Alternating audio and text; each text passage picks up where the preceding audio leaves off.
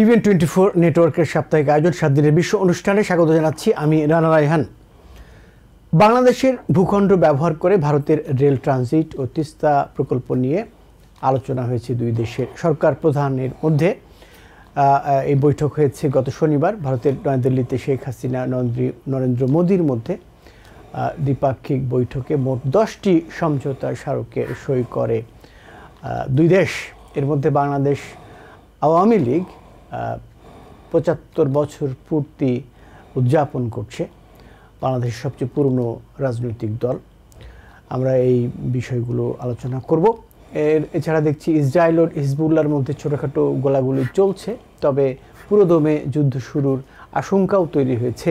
জাতিসংঘের মহাসচিব Antonio Guterres এর মধ্যে বলেছেন এই যুদ্ধ বিপর্যয় ডেকে আনবে। তবে হোয়াইট হাউসের বিশেষ দূত আমস হকস্টিন বলেছেন দুই দেশ যাতে বৃহত্তর যুদ্ধে জড়িয়ে না পড়ে সেজন্য কাজ করছে আমেরিকা। এর জন্য আমরা দেখলাম তিনি এর মধ্যে মধ্যপ্রাচ্য সফর করেছেন।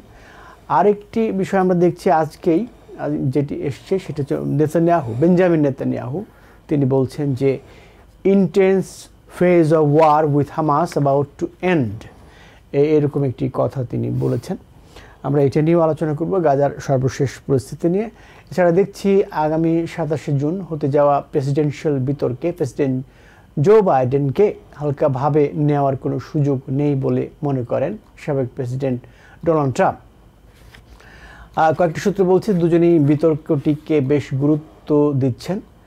যে কথা তিনি বলেছেন হালকাভাবে নেওয়ার সুযোগ নেই, তিনি একটি পডকাস্টকে, ইউটিউবের পডকাস্ট অল ইন পডকাস্ট, এরা মূলত যারা সাক্ষাৎকারটি নিয়েছেন তারা সিলিকন ভ্যালির ভেঞ্চার ক্যাপিটালিস্ট, তাদের কাছে তিনি সাক্ষাৎকার দিয়েছেন। ক্যাম্প ডেভিডে আমরা জানতে পারছি, ক্যাম্প ডেভিডে প্রেসিডেন্ট বাইডেন প্রস্তুতি নিচ্ছেন। এর মধ্যে ফক্স নিউজের জরিপ বলছে বিতর্কের ঠিক আগে দিয়ে ট্রাম্পকে পেছনে ফেলেছেন এই জো বাইডেন। আরেকটি বিষয় যেটি নিয়ে একটু বিতর্ক তৈরি হয়েছে, আলোচনার জন্ম দিয়েছে, দেশের প্রথম স্টেট হিসেবে লুইজিয়ানায় শিক্ষার্থীদের বাইবেলের 10 কমান্ডমেন্টস বা 10টি বাণী দেখানোর নতুন আইন কার্যকর হয়েছে। গত বৃহস্পতিবার স্টেটের রিপাবলিকান গভর্নর জেফ ল্যান্ড্রি এই আইন অনুমোদন করেন। আইন অনুযায়ী আগামী জানুয়ারির মধ্যে স্টেটের সব পাবলিক স্কুল, কলেজ, ইউনিভার্সিটির ক্লাসরুমে মোজেসের 10টি বাণী দেখানোর ব্যবস্থা করতে হবে। 10টি বাণী খুবই ইন্টারেস্টিং, খুবই সব ধর্মই মোটামুটি এই 10টি বাণীর সাথে মিল আছে, হুবহু না থাকলেও। যে বলে রাখি সেটা যদি সুযোগ থাকে আলোচনা করব, বরং আমরা আলোচনার সময় 10টি বাণী শোনার চেষ্টা করব। আমার সাথে আজকে আলোচনার জন্য আছেন নাজবুল আশরাফ, প্রধান সম্পাদক TVN24 টেলিভিশন। আপনাকে স্বাগত জানাচ্ছি। ধন্যবাদ রানা রায়হান। আরও স্বাগত জানাচ্ছি doctor Golam Madbor, professor, school of social work, মনোমত ইউনিভার্সিটি। ধন্যবাদ। স্বাগত জানাচ্ছি হাসান ফেরদৌস, সাংবাদিক, লেখক ও গবেষক। ধন্যবাদ। আমি শুরুতেই আলোচনা করব বাংলাদেশের ভেতর দিয়ে যে ট্রেন চলাচলের একটি সমঝোতা, চুক্তি না বলে সমঝোতা বলছে, সমঝোতা স্মারক বলা হচ্ছে সেইটা, এবং আরও যে 10টি সমঝোতা হয়েছে সবগুলো নিয়ে আলোচনার চেষ্টা করব। আমরা দেখেছি বাংলাদেশের প্রধানমন্ত্রী তিনি নয়াদিল্লি সফর করেছেন। সেই সফর আসলে বাংলাদেশ কি পেয়েছে, ভারতের স্বার্থ কতখানি রক্ষা হয়েছে আলোচনা করব। আমি শুরুতেই যাচ্ছি হাসান ফেরদৌসের কাছে। চুক্তি আপনি কি দেখছেন, আপনার মূল্যায়ন কি, বা চুক্তি না বলে সমঝোতা স্মারক বলাই ভালো? জি, অনেক ধন্যবাদ, সবাইকে শুভেচ্ছা। আমরা কিন্তু এখনো পূর্ণাঙ্গ বিবরণ পাইনি, ফলে জাজমেন্ট দেওয়ার সময়টা এখনো আসেনি। যে খবরটা পেয়েছি আমরা মূলত ভারতীয় তথ্য মাধ্যম থেকে, বিবিসিও বড় রিপোর্ট করেছে, আর মূলত ভারতীয় স্পোক্স পার্সনের কাছ থেকে পাওয়া। আমরা কেউ এই রিপোর্টের এই চুক্তিগুলির বিবরণ আমরা বিস্তারিত পাইনি আমরা, ফলে চূড়ান্ত সিদ্ধান্ত দেওয়ার সময় এখনো আসেনি। তাও ওভারঅল পিকচারটা হচ্ছে এই যে বাংলাদেশ ও ভারতের মধ্যে ঘনিষ্ঠতা আরো বাড়ছে মূলত দুটো ক্ষেত্রে। একটা হচ্ছে কানেক্টিভিটি, আর একটা হচ্ছে সামরিক ক্ষেত্রে। আমি আগে সামরিক ক্ষেত্রের কথাটা বলি। আপনারা জানেন যে গত 20 বছর ধরে, বিশেষ করে এই সরকার ক্ষমতা আসার পর থেকে ভারত চেষ্টা করছে বাংলাদেশের সাথে একটা সামরিক চুক্তি। 2017 সালে আমরা প্রথম দেখেছি একটি মেমোরান্ডাম অফ আন্ডারস্ট্যান্ডিং তৈরি হয়েছিল, যেটাকে বলা ছিল ফ্রেমওয়ার্ক অফ কোঅপারেশন। এই ফ্রেমওয়ার্কটা এখন উন্নীত হয়েছে একটি স্মারক। স্ক্রিনে কিছু দেখি না তো আমি। ফলে সেই চুক্তির মূল লক্ষ্য ছিল ভারতের পয়েন্ট অফ ভিউ থেকে যাতে করে চীন বাংলাদেশের ভেতরে না ঢুকতে পারে। আপনারা জানেন যে বর্তমান সরকারের একটা ভালো ইন্টারেস্টিং পলিসি হচ্ছে ব্যালেন্স করা। ভারত ঢুকছে বাংলাদেশের ভেতরে, তাকে ব্যালেন্স করবার জন্য চীনা কার্ড ব্যবহার করা হচ্ছে। আমার লেখাও আছে চায়না কার্ড বলে। বর্তমান সরকার প্রধান বিশেষ করে খুব স্মার্টলি চেষ্টা করেছেন চীনা কার্ডকে ব্যবহার করতে। যেমন ধরা যাক, একটা এক্সাম্পল দিই আপনাকে। ভারত খুব অসন্তুষ্ট যে বাংলাদেশের ভেতরে ঢুকে চীন অলরেডি কক্সবাজারে একটি সাবমেরিন বেস তৈরি করছে। আমাদের দেশের ভেতরে ঢুকে আধুনিক সাবমেরিন বেস তৈরি করছে তারা, তাদের পয়সা, তাদের ঋণে। এবং ইতিমধ্যে চীন দুটো আধুনিক সাবমেরিন দিয়েছে এবং দুটো ডিকমিশন, মানে যেটা ব্যবহার করা হয় না আর, এমন দুটো সাবমেরিন ট্রেনিং এর জন্য বাংলাদেশকে দেওয়া হয়েছে। এটি ভারতকে খুব উদ্বেগের মধ্যে ফেলেছে। অর্থাৎ বাংলাদেশের ভেতরে সামরিক ক্ষেত্রে ঢুকে পড়ছে চীন।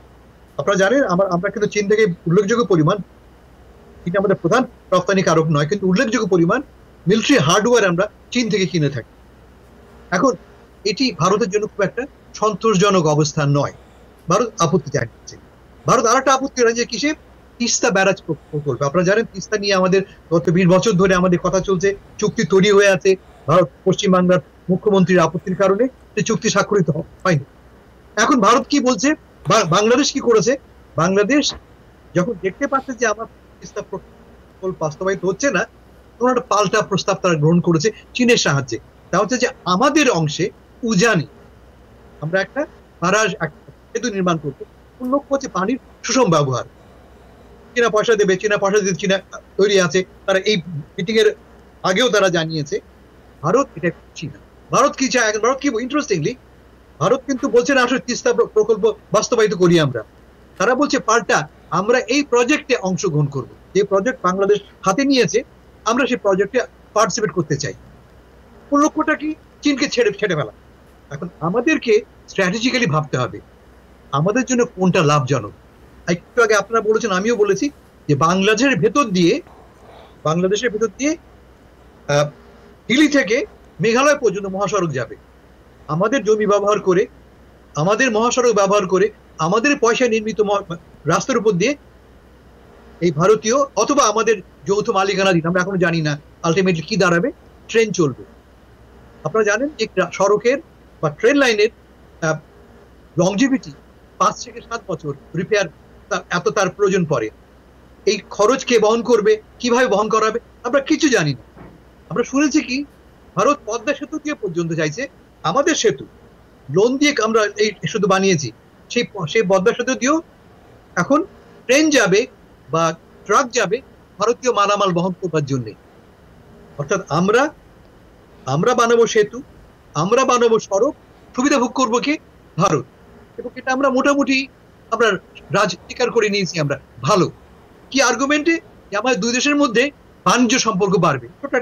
আপনাকে এক্সাম্পল দেই, আমাদের বিগেস্ট প্রবলেম দুই দেশের মধ্যে বিগেস্ট প্রবলেম হচ্ছে ট্রেড ইমব্যালেন্স, বাণিজ্যের অসাম। এক্সাম্পল দিই আপনাকে আমি। আমাদের গড় পড়তা প্রতি বছরে আমরা ভারতে এক্সপোর্ট করি $1.8 বিলিয়ন এর প্রোডাক্ট, $1.8 বিলিয়ন। আর ভারত কি করে? প্রতি বছর $15 বিলিয়ন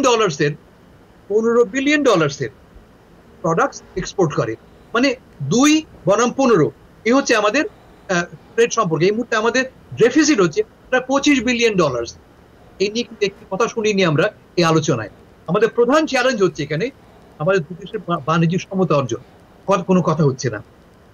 আপনাকে আরো বলে রাখি আমি, বাংলাদেশ লার্জেস্ট রেমিটেন্স গিভার্স। আমাদের দেশে ভারতীয়রা কাজ করে, যেমন ধরা যাক ভারতীয়রা আমেরিকায় কাজ করে, টাকা ভারত পাঠায়। ভারতীয়রা কাজ করে মধ্যপ্রাচ্যে, টাকা পাঠায় মধ্যপ্রাচ্য থেকে। বাংলাদেশ থেকেও চতুর্থ বা পঞ্চম হাইয়েস্ট রেমিটেন্স গিভার হচ্ছে গিয়ে Bangladesh, India.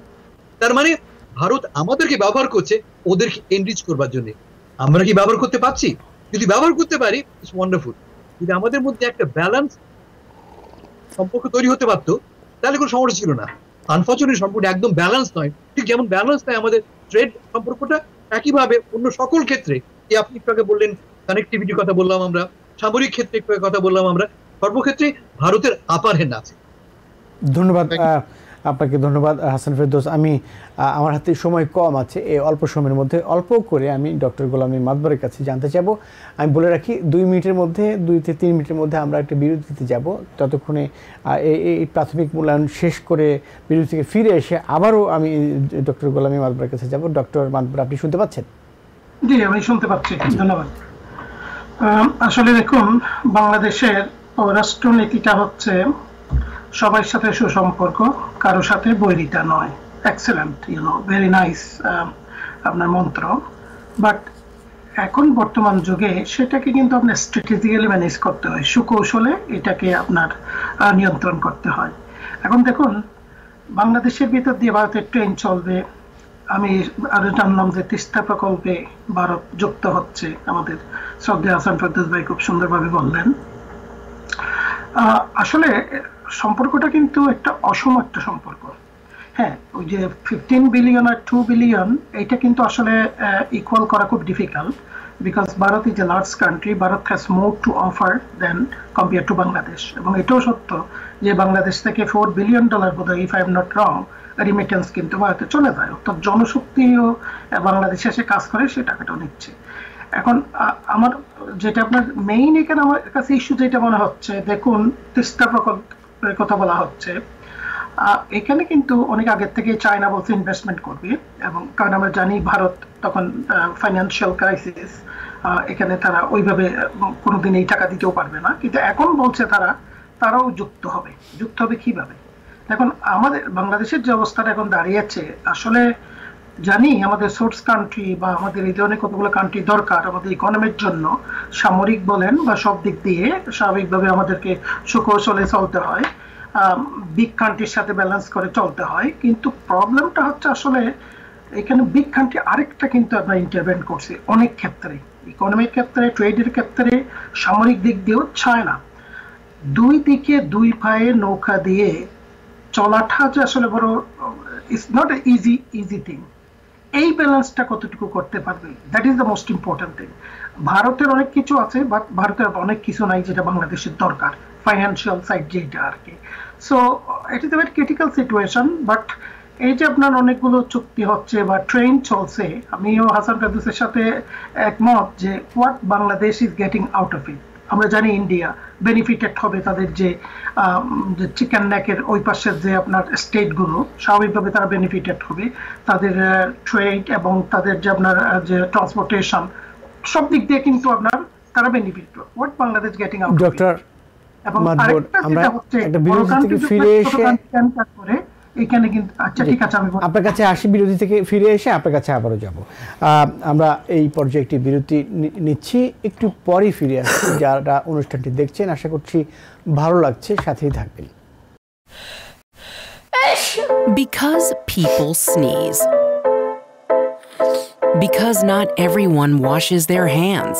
Because kids touch a lot of things. Set a date to get your COVID shot and RSV if eligible. Because if you're wondering, should I get my COVID shot? Think about other people. Learn more at nj.gov/health/vaccines.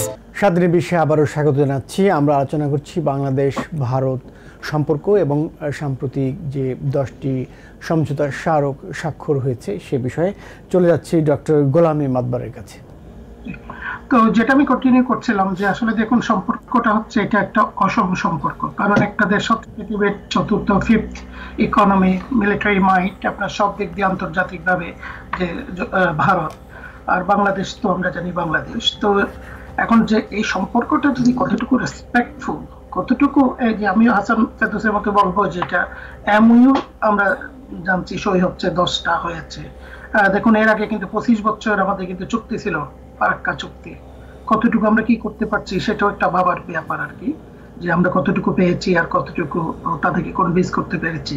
কারণ এখানে সম্পর্কটা তো আপনাকে দেখতে হবে আর কি, কোথায় ভারত কোথায় বাংলাদেশ। আমরা জানি ইন্টারন্যাশনাল যদি ল গুলা অ্যাবাইড না করে একটা কান্ট্রি, এখন বর্তমানে যেটা দাঁড়াচ্ছে সেটা মাইট ইজ রাইটের মতো হয়ে যাচ্ছে। তো এখন আমরা we don't want to also have a bad relationship with India, we would like to have a good relationship. Both countries will prosper economically, trade, commerce.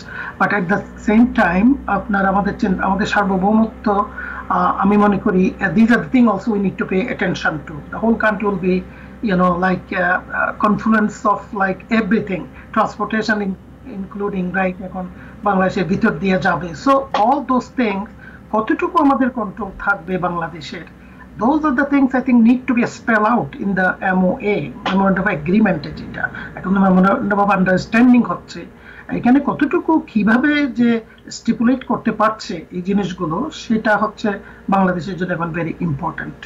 Otherwise I think it might not bring prosperity and the things that they are looking between this agreement that might not be very useful for Bangladesh.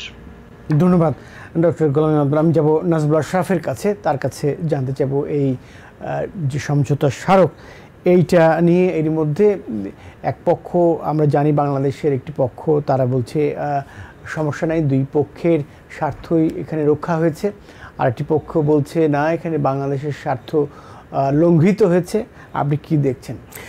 দেখেন, বর্তমানে যে সরকারটি বাংলাদেশ পরিচালনা করে, এই সরকারের গত 10 বছর, বিশেষ করে 14 থেকে ধরলে পরে ভারতের সাথে বাংলাদেশের যা কিছু, যেটা চুক্তি বলেন, সমঝোতা স্মারক বলেন, বোঝাপড়া বলেন, কূটনীতি বলেন, যা যা কিছু হতে পারে দুটো দেশের মধ্যে, বিশেষ করে পাশাপাশি থাকা দুটো দেশ বা প্রতিবেশী দেশ, তার কোনো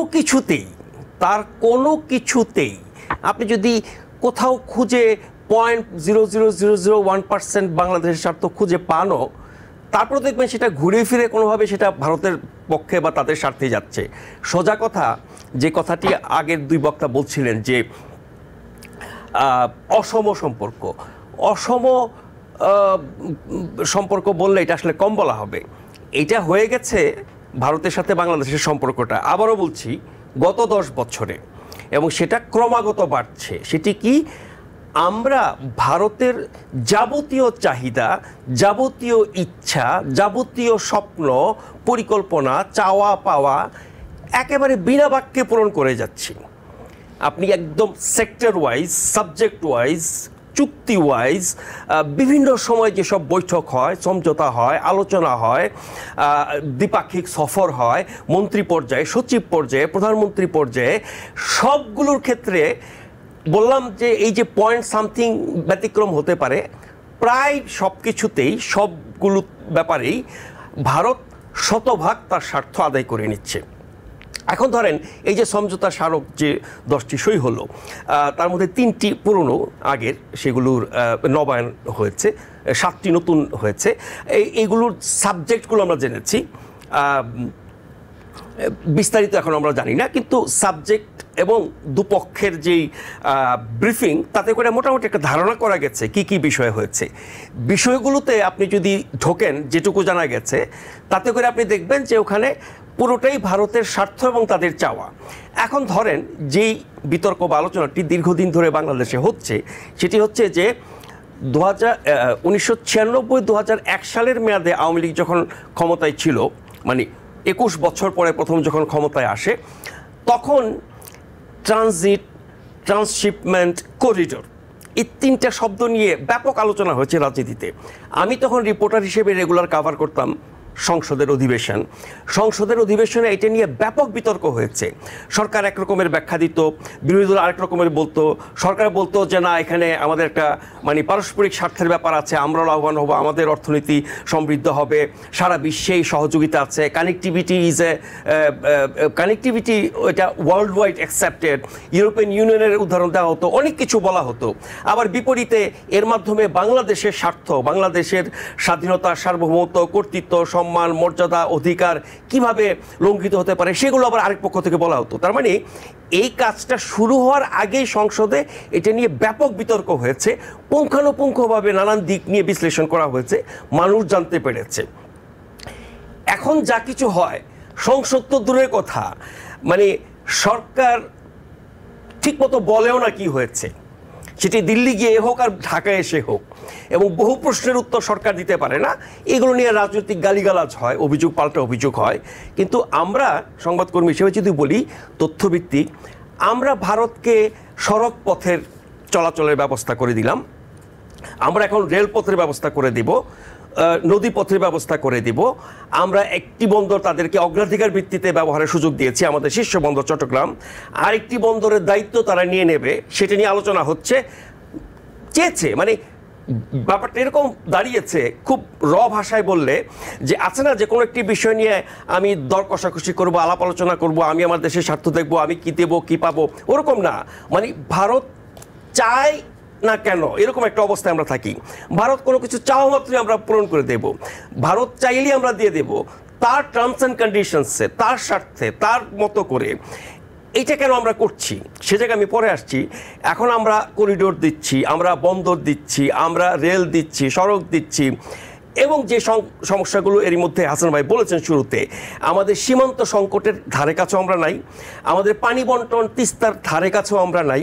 গঙ্গা চুক্তি আমরা করেছিলাম 25 বছরের, আগামী বছর যেটা মেয়াদ শেষ হচ্ছে, এই 25 বছরে আমরা চুক্তি অনুযায়ী পানি পাই নাই, এবং সেই চুক্তিতে অনেক দুর্বলতা ছিল। সেটা আগামী বছর আবার কিভাবে নবায়ন হবে সেটা দেখবার বিষয় আছে। তিস্তা চুক্তি একেবারে চূড়ান্ত করার পরে আমরা কিছুই পেলাম না, হলো না, রাজ্য সরকারের উপরে দোষ চাপানো হলো। তারপরে তো আমরা এটা চাই না, এটা নিয়ে আমরা চাই না, বলি না। সাংবাদিকরা প্রশ্ন করলে হ্যাঁ আমরা দেখছি, চেষ্টা করছি, হ্যান ত্যান। যাই হোক, একটা বিকল্প ব্যবস্থায় সরকার গেছিল, চীনের পরামর্শে হোক, মানে কি বলবো, সহযোগিতায়, তাদের প্রস্তাবে, যে কোনোভাবে হোক, যে আমরা এরকম একটি প্রকল্প বাস্তবায়ন করব যেখানে আমরা পানি ধরে রাখবো। সেটা ভারতের নিরাপত্তার জন্য হুমকি মনে করে তাদের চিকেন নেক কাটা যাবে, এই জন্য তারা আপত্তি জানালো। এখন কতটা হাস্যকর আপনি দেখেন যে ভারতের অন্যায় আচরণের কারণে তিস্তা চুক্তি হচ্ছে না, আমরা খরায় মরছি, বন্যায় ভাসছি, তার একটা বিকল্প ব্যবস্থা আমরা করতে যাচ্ছি। তার জন্য চীন সহায়তা দিতে চাচ্ছে, ঋণ দিতে চাচ্ছে, তারা পাশে এসে দাঁড়িয়েছে, সেটা ভারত করতে দেবে না। এবং ভারত বলছে আমরা এখানে ঋণ দেব, আমরা এই প্রকল্পের অংশ নেব। মানে ফাইজলামের একটা সীমা থাকা উচিত। আপনি আমার বাড়িতে আগুন লাগায় দিছেন, তারপরে এসে বলতেছেন আপনাকে আগুন নেভানোর ক্ষেত্রে আমি সহায়তা করব, আমাকে কিছু পারিশ্রমিক দিন। ব্যাপারটা এরকম হয়ে দাঁড়াইছে, আমরা সেটাও মেনে নিচ্ছি।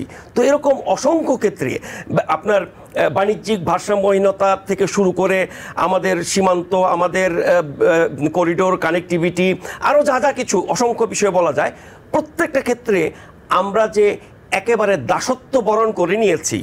এই নত জনপররাষ্ট্রনীতি শব্দটা মনে হয় আর খাটে না, এর চেয়ে আরও কঠিন কঠোর শব্দ আবিষ্কার করতে হবে ভারত বাংলাদেশ সম্পর্ক বোঝানোর জন্য। কেন এটা হচ্ছে, কেন এটা আমরা করছি? এই বাংলাদেশ কি 53 বছরে এরকমটা হয়েছে? হ্যাঁ, ভারতের সাথে সম্পর্ক নিয়ে রাজনীতি হয়, পক্ষ বিপক্ষ নিয়ে বিতর্ক হয়, কোন সরকার থাকলে কতটুকু ছাড় দেয় কি না হয়, তার একটা মাত্রাগত ব্যাপার ছিল। আপনি দেখবেন এই যে অকাতরে বিলিয়ে দিচ্ছি, এর সপক্ষে যারা কথা বলেন আমাদের সরকার সহ, তারা বলে ভারত 3 দিক থেকে আমাদের ঘিরে রেখেছে, ভারত অনেক বড় দেশ, তাদের লোক বেশি, তাদের ক্ষমতা বেশি, তাদের অর্থনীতি বড়, তাদের প্রভাব বেশি। ওমা, ভারত একটা দেশ, আমরা একটা দেশ, দুটো দেশের মধ্যে সম্পর্ক হবে। এখন ভারত ছোট বড় বলে আমি তার পায়ের নিচে বসে থাকবো, আমাকে হুকুম দেবে, আমি সবকিছু তামিল করব, আমাকে যা বলবে তাই আমি করব, উঠতে বললে উঠবো, বসতে বললে বসবো। কেন এটা করছি? নিশ্চয়ই আমার দুর্বলতা আছে।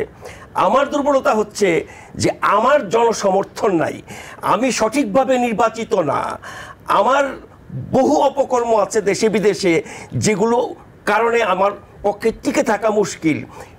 এখানে একটা অশুভ শক্তি হিসেবে ভারত আবির্ভূত হয়েছে, ভারত আমাকে টিকিয়ে রেখেছে, ভারত আমাকে সুরক্ষা দিচ্ছে, তাই আমি ভারতের সবকিছু মেনে নিচ্ছি। ব্যাপারটা তো পরিষ্কার, এটা অতি সাধারণ মানুষ বোঝে। এবং বাংলাদেশ ভারতের বিষয়ের জন্য এখন ওই কূটনীতিক বিশেষজ্ঞ, আপনার কি বলে, আন্তর্জাতিক বিশেষজ্ঞের দরকার নাই। আপনি দেখবেন বাংলাদেশের রাস্তাঘাটে, হাটে, বাজারে, আপনার চায়ের দোকানে, সব জায়গায় কিন্তু বাংলাদেশ ভারতের বিষয়গুলো মানুষ জানে, বোঝে। আর এখন তথ্যের একটা অবাধ প্রবাহ আছে, মানুষ এগুলো দিনের পর দিন দেখছে। সব কিছু মিলে আমি বলবো যে একটা ভীষণ ভীষণ বিপদে আছি। এক কথা বলে শেষ করি, আমরা এক সময় বাংলাদেশের রাজনীতিতে খুব শুনতাম, বিশেষ করে নির্বাচন এলে পরে, ভারত বাংলাদেশ দখল করে ফেলবে, ভারত বাংলাদেশকে নিয়ে যাবে। এগুলো শুনে আমরা হাসতাম যে এগুলো ফাইজলামি রাজনীতি, এই ভারত কার্ডের খেলা, সেই 47-এর পর থেকে আমরা শুনে আসছি হ্যানতেন। বাস্তবতা হচ্ছে বারবার বাঘ আসে বললে বাঘ আসে না, কিন্তু সত্যিকার অর্থে যখন বাঘ চলে আসে তখন আর বাঘকে ঠেকানো যায় না, বাঘ খেয়ে ফেলে।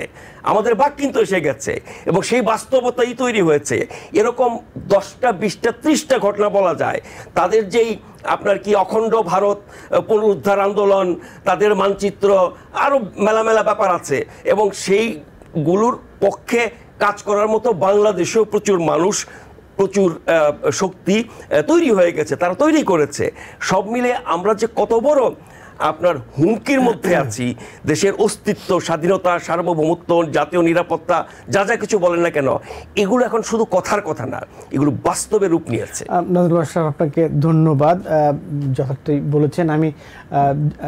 আমরা জানি যে আওয়ামী লীগের এই বছরে, বিশেষ করে 23শে জুন আওয়ামী লীগ 75 বছর পার করছে। বাংলাদেশ 23শে জুনের ঐতিহাসিক তাৎপর্য নিশ্চয়ই আপনি জানেন। সেই 23শে জুন বাংলার স্বাধীনতা অস্তমিত হয়েছিল 1757 সালে পলাশী আম্র কারণে। জি, আপনাকে ধন্যবাদ। আমি হাসান ফেরদৌসের কাছে খুবই সংক্ষেপে জানতে চাইব যে আওয়ামী লীগের এই 75 বছরে তার যে আদর্শ ভিত্তিক রাজনীতি হয়েছিল পাকিস্তানের বিরুদ্ধে, সেই আদর্শ এখন কোথায় আছে, একটু আপনার কাছে বস্তুনিষ্ঠ নিরপেক্ষ মূল্যায়ন জানতে চাই। কোনো সন্দেহ নেই, বাংলাদেশ আওয়ামী লীগ বাংলাদেশের প্রধানতম রাজনৈতিক দল, এ ব্যাপারে কোনো বিতর্ক নেই। প্রধানতম হওয়ার মূল কারণ বাংলাদেশে বিপক্ষ রাজনীতি গড়ে উঠতে পারেনি, ফলে আমাদের রাজনীতিতে ব্যালেন্স নেই। একটু আগে বললাম ভারত বাংলাদেশ সম্পর্ক, আমাদের রাজনীতিটাও ইমব্যালেন্স রাজনীতি। যদি রাজনীতিতে ব্যালেন্স না থাকে, এই বড় শক্তিকে ছোট শক্তি হলেও তাকে মাঝে মধ্যে আঘাত করতে হয়, তাকে জাগিয়ে তুলতে হয়, বলতে হয় ভাই তুমি ভুলটা করছো। আমাদের সেই ব্যালেন্সটুকু নেই, নানা কারণ আছে, সেই ব্যাখ্যা যাব। আওয়ামী লীগ খুব চাতুর্যের সাথে আমাদেরকে এই পর্যায়ে নিয়ে এসছে। আওয়ামী লীগ সবচেয়ে পাওয়ারফুল, সবচেয়ে অর্গানাইজ পলিটিক্যাল পার্টি, এতে কোনো সন্দেহ নেই। আওয়ামী লীগ আমাদের দেশের, আমাদের মুক্তিযুদ্ধের রক্ষাকারী দাবি করে এবং আমি মানিও। আওয়ামী লীগই আমাদের একমাত্র দল, যে দল, একমাত্র না অন্যতম দল, যে দল মুক্তিযুদ্ধের চেতনাকে ধরে রেখেছে। কিন্তু এও ঠিক, তারা এই মুক্তিযুদ্ধের চেতনা বলে এটাকে ব্যবহারও করছে নিজেদের ক্ষমতা পোক্ত করে রাখতে, নিজেদের ক্ষমতায় ধরে রাখবার জন্য। এটি একটি ঘুটি ওদের কাছে, যে আমার কাছে মনে খুব ক্ষতিকর। শেষ কথা বলি, দরকার শেষ হবে না, হচ্ছে এই যে অপরাধটা আওয়ামী লীগের নয়। আমি চাইবি ক্ষমতা থাকতে, ভারতেরও অপরাধ নাই। একটু আগে যারা নাজমুল আশরাফ বলার চেষ্টা করলেন, অপরাধ তো ভারতের নয়। ভারত তো চাইবে বাংলাদেশের উপরে তার কর্তৃত্ব বজায় রাখতে, ধরে রাখতে, তাকে পদোন্নত করতে। আমরা কি করছি? তার জবাবে আমরা কি ব্যবস্থা নিচ্ছি? Because people sneeze. Because not everyone washes their hands.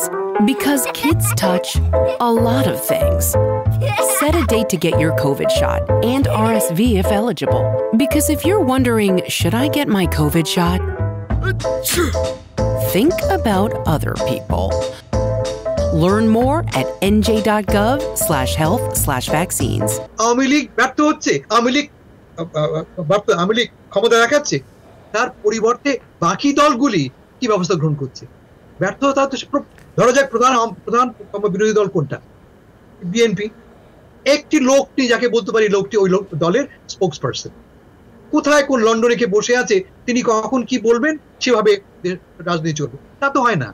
ফলে আওয়ামী লীগ ঠিক ভারতের মতো সুযোগ গ্রহণ করছে, বিরোধী দলের ব্যর্থতাকে সুযোগ দিচ্ছে। তারা যেভাবে আমরা ভারতকে সুযোগ করে দিচ্ছি আমাদের উপরে প্রভাব বিস্তার করতে, ঠিকই ভাবে বিরোধী দলগুলি সুযোগ করে দিচ্ছে আওয়ামী লীগকে এই ক্ষমতার অপব্যবহারকে বিস্তার করতে।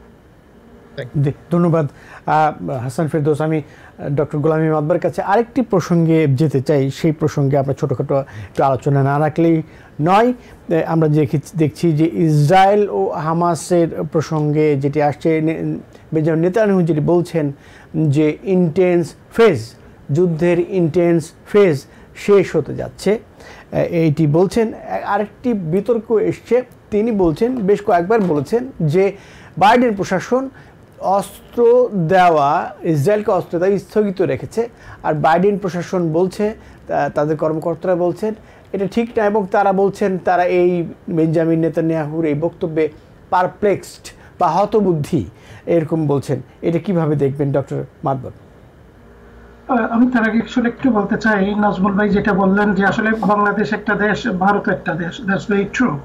আমরা কিন্তু একই কথা আমাদের হাসান ফেরদৌস যেটা বললেন যে আসলে, এবং উনি একটা উপমাও কিন্তু যেটা শেয়ার করেছেন যে বাঘ কিন্তু প্রতিদিন আসে না, একদিন আসলে। সুতরাং আপনি কিসে পা দিচ্ছেন, কোন এগ্রিমেন্টে পা দিচ্ছেন, কারণ বড় শক্তিগুলো কিন্তু ঢোকার থেকে এগুলোকে বের করা বড় difficult. So you have to cut your coat according to your cloth. আপনাকে সেটাই করতে হবে। এই জন্য বলছি যে যেটা হবে অ্যামাউন্ট এগ্রিমেন্ট, সেখানে কি বাংলাদেশকে অত্যন্ত চাতুর্যের পরিচয় দিতে হবে, এবং যাতে করে আমরা আমাদের ইয়াতে কিন্তু লিগালি এগুলো প্রোটেকশনটা থাকে। কিন্তু এই জিনিসগুলো যদি আপনি না করেন, ultimately you are stepping into fire. So that is what I want to actually make it clear here. আচ্ছা, হিজবুল্লাহ এখন দেখুন, আমরা জানি গত কয়েকদিন যাবত কিন্তু এটা খুব টেন্স সিচুয়েশন, পার্টিকুলারলি হিজবুল্লাহর একজন নেতাকে আমরা জানেন যে ইসরায়েল আইডিএফ মেরে ফেলেছেন, যেভাবে হোক সেটা থেকেই টেন্স সিচুয়েশন হয়েছে। এবং নেতানিয়াহু এবং তারা এখন যেটা চাচ্ছে যে it's not only the people in Gaza, Hamas, এখন ওরা বলছে যে আরেকটা যেটা ফ্রন্টে আছে সেটা হচ্ছে হিজবুল্লাহ। সো হিজবুল্লাহকেও শেষ করতে হবে, that is what there plan. এবং এইটাই কিন্তু এখন তারা যাচ্ছে। রোড কিছু কিছু আপনার হচ্ছে, দুই দিক থেকেই ফায়ার হচ্ছে। আপনি দেখুন কিছু যে ওখানে যারা বর্ডারে, বিশেষ করে দুই সাইডে বসবাস করে ইসরায়েলের নাগরিকেরা বলছেন যে এটা ইট হ্যাজ টু ফিনিশ, অর্থাৎ হিজবুল্লাহকে ফিনিশ করতে হবে, আদারওয়াইজ এগুলো চলতে থাকবে।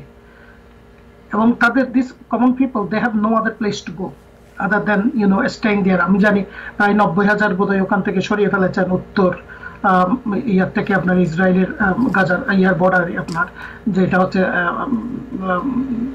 কি বলে লেবাননের বর্ডারে যেটা আর কি। তো এখন ব্লিঙ্ক এখান থেকে আমেরিকা যেটা করছে, আমেরিকা উইথ সিনসিয়ারিটি, আমি জানি না কতটুকু কি করছে, এখান থেকে ব্লিংকেন যাচ্ছে আসছে, আরো একজন কি স্টাইন একজন নতুন একজন দেখলাম যে এনবয় যাচ্ছে, কতটুকু যে কি করতে পারবে সেটা কিন্তু ডিপেন্ড করবে তার সিনসিয়ারিটির উপর। এবং নেতানিয়াহু ইজ এ কি বলবো limitless dog or whatever you want to say, সে যাবে। তার কথা হচ্ছে যে আমরা যদি এগিয়ে যাই, ইউনাইটেড স্টেটস কোনোদিন আমাদেরকে ব্যাক দেবে না, United states is going to support with us. So এটা কিন্তু সে আসলে কিন্তু ইসরায়েলকে যুদ্ধে জড়াচ্ছে না, এটা কিন্তু আমেরিকাকে কিন্তু he is like bringing America to the war. সবচেয়ে আমাদের কনসার্ন হচ্ছে এখন এইটা। তো এই যুদ্ধটা যদি আপনি আসলে যদি আলটিমেটলি যদি সিরিয়াস আকার ধারণ করে, এটা ভয়াবহ হবে। আপনি জানেন জাতিসংঘের মহাসচিব অ্যালার্ট করেছেন, এবং যে রিজিওনাল যে নেতারা অ্যালার্ট করছেন। সো এইটা একটা কিন্তু আপনার একটা ভয়ানক একটা পরিস্থিতি দাঁড়াবে। আমি আশা করি যুক্তরাষ্ট্র এখানে সিনসিয়ারিটি নিয়ে, ওই কালেক্টেবল পলিসি না করে সিনসিয়ারিটি নিয়ে কিন্তু they put the ground, I would say boot on the ground diplomatically, not like আমি যুদ্ধ করার কথা বলছি না, real strategy, real actually the agreement they need to follow. Otherwise এটা আসলে খুব ভয়ঙ্কর একটা পরিস্থিতি আপনার, কারণ Hezbollah is also very powerful. এবং এইটাও বলা হচ্ছে হিজবুল্লাহ ইরাক, ইরান, পাকিস্তান এবং ইয়েমেন থেকে যোদ্ধারা এসে যুদ্ধ করবে। This are all this things it's like আমরা দেখছি যেটা হচ্ছে দুই দিক থেকেই কিন্তু এটাকে আরো জটিল থেকে জটিলতর করছে। কে জিতবে না জিতবে সেটা পরের কথা, কিন্তু এখানে তো ভয়াবহ একটা নৃশংসতা ঘটবে। So that is the biggest concern now. তো জানি না এটা কিভাবে স্ট্র্যাটেজিক্যালি রিজলভ করবে, তবে ইউনাইটেড স্টেটস এর ভূমিকা সারা বোধ আমার মনে হয় এটা খুবই কঠিন আর কি এটাকে অ্যাড্রেস করা। আপনাকে ধন্যবাদ। নাজমুল আশরাফ, সংক্ষেপে জানতে চাইব যে সম্প্রতি আমরা দেখলাম যে নেতানিয়াহু এবং তার সরকারের সেনাবাহিনী, তার দেশের সেনাবাহিনী, এই দুই পক্ষের মধ্যে একটা বিরোধ আমরা স্পষ্ট দেখলাম, সামনে এসেছে, এটাই দেখলাম। এই সেনাবাহিনীর সাথে বিরোধের কারণেই কি এই গাজা থেকে ব্যাকডাউন হচ্ছে বা সরে যাচ্ছে? দেখেন, নেতানিয়াহু বা তার যে যুদ্ধকালীন সরকার শুরু থেকে কিন্তু অন্যায় করে যাচ্ছে অযৌক্তিকভাবে, পৃথিবীর কারো কথা না শুনে, এমনকি সবচেয়ে বড় মিত্র আমেরিকার কথাও না শুনে। এখন আবার আমেরিকাকে দোষ দেওয়া শুরু করেছে। সে কয়েকদিনের মধ্যে কয়েকবার বলেছে যে আমেরিকা অস্ত্র সহায়তা কেন কমিয়ে দিচ্ছে, কেন ধীর করছে, কেন বন্ধ করে দিচ্ছে, আবার চালু করা হোক। এই আজকেও সবশেষ বক্তব্য দিচ্ছে। তার মানে সে কিন্তু ধ্বংসের দ্বারপ্রান্তে চলে গেছে। আমি নেতানিয়াহুর পতনের দ্বারপ্রান্তে সে চলে গেছে। এই যে আপনার হামাস নির্মূল করার নামে যেই ধ্বংসযজ্ঞ চালাচ্ছে, হত্যাযজ্ঞ চালাচ্ছে, মানবতা বিরোধী অপরাধ চালাচ্ছে, সেটা তো আছেই। এটা নিয়েই কিন্তু তার অবস্থা খারাপ দেশের ভেতরে, তার সরকারে এবং দেশের বাইরে মিত্রদের সাথে।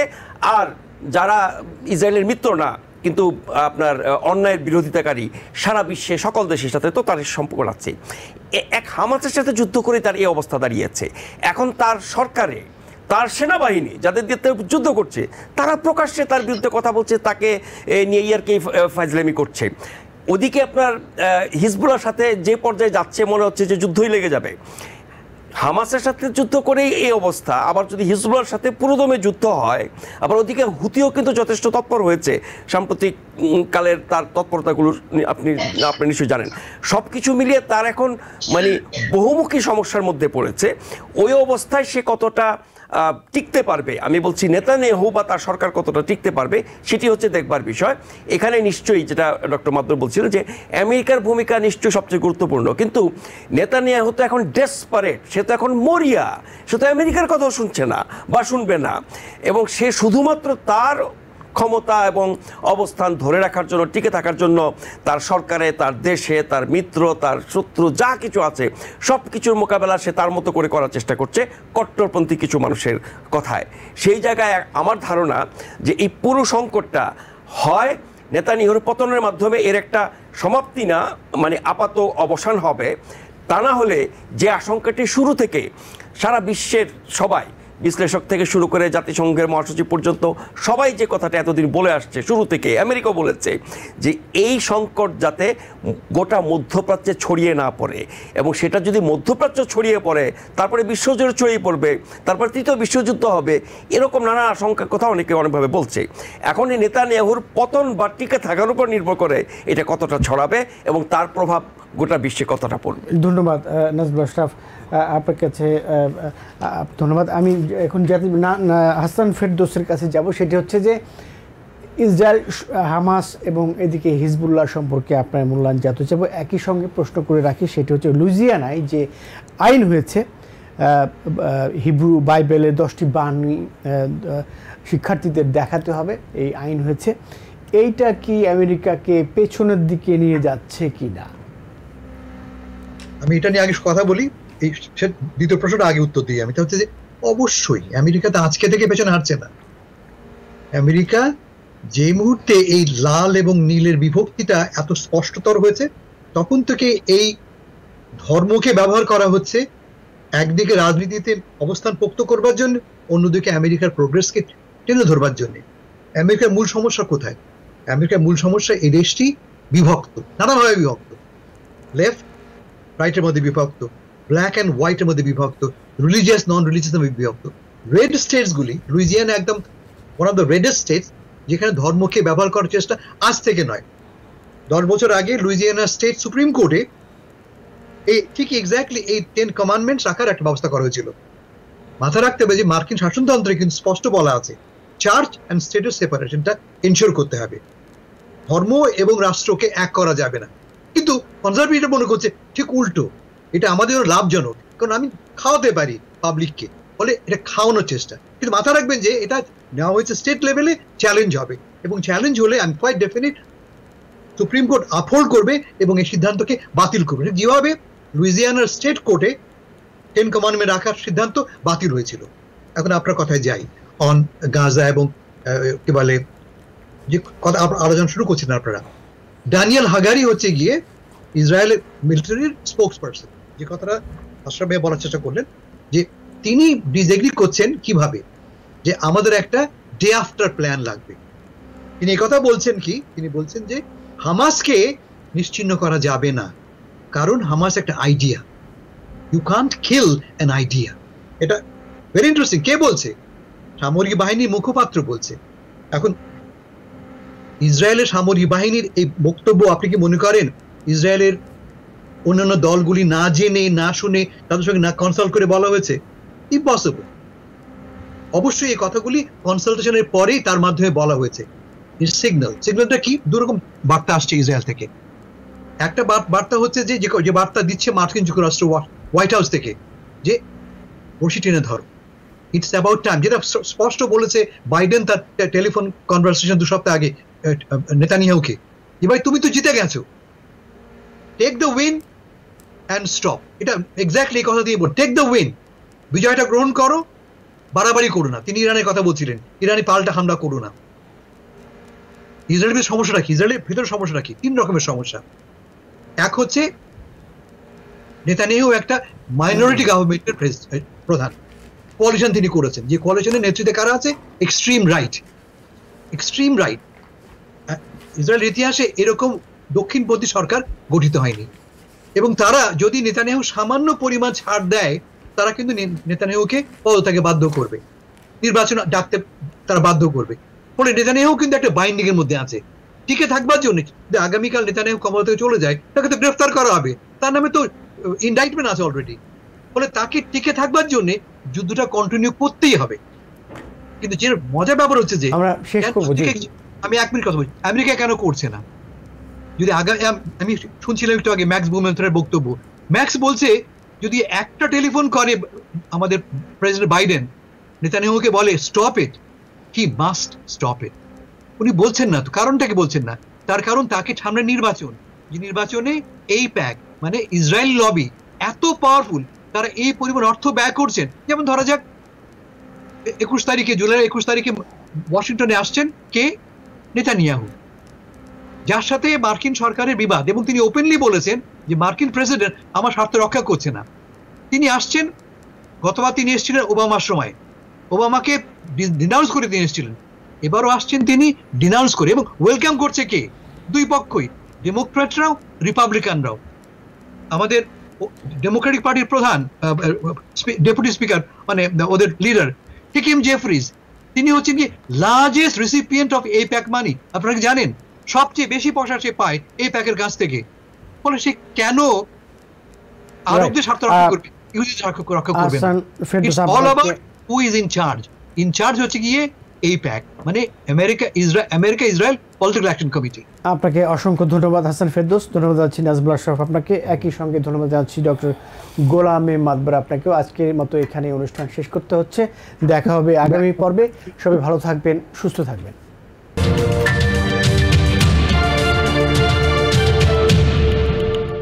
টিবিএন 24 টেলিভিশন দেখতে আজই কল করুন 7187776556। লগ ইন করুন www.totalcablebd.com।